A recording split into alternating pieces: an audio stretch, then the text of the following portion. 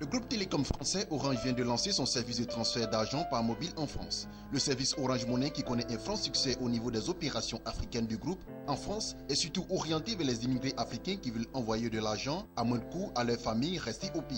Orange compte sur les fortes communautés sénégalaises, ivoiriennes et maliennes en France, qui pèsent à elles seules près de 30% des transferts de fonds réalisés dans le pays, pour gagner 10 000 clients dès la première année d'activité. C'est pourquoi, pour un début, les transactions internationales à partir de la France ne seront possibles que vers ces 3 pays d'Afrique. À travers l'introduction d'Orange Money en France, avec un service international orienté vers l'Afrique, le groupe Orange veut se faire une belle place dans le segment du transfert de fonds en France, jusqu'ici dominé par Western Union et MoneyGram. Le service télécom estime avoir les atouts nécessaires: rapidité, sécurité, commodité et faible coût pour cela. Comme en Afrique, Orange a prévu des points Orange Money représentés par des partenaires tels que des bureaux de tabac, supermarchés ou points de service mobile.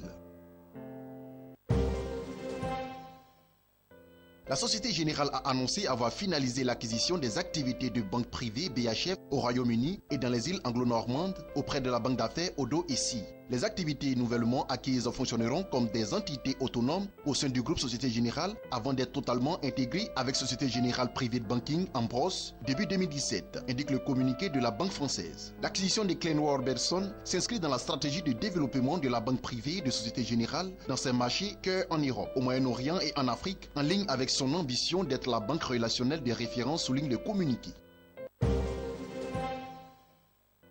Vous n'allez bientôt plus avoir le choix sur mobile. À partir du prochain, Facebook obligera ses utilisateurs qui veulent communiquer par Messenger à installer l'application dédiée. C'est déjà le cas sur l'application Facebook, bien entendu. Mais il est toujours possible de converser avec ses amis via le site mobile lorsqu'on était sur le site mobile de Facebook. Ce ne sera donc désormais plus possible selon le site spécialisé TouchCrunch.